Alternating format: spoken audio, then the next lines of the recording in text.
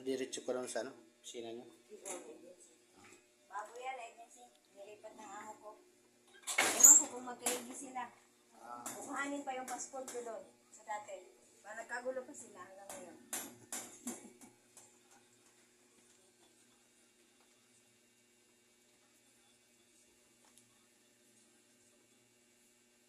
Yan o, kumari ko.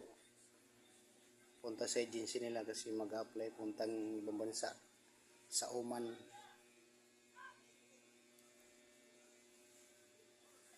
Grabing init ito. Ang oras 12:40 PM.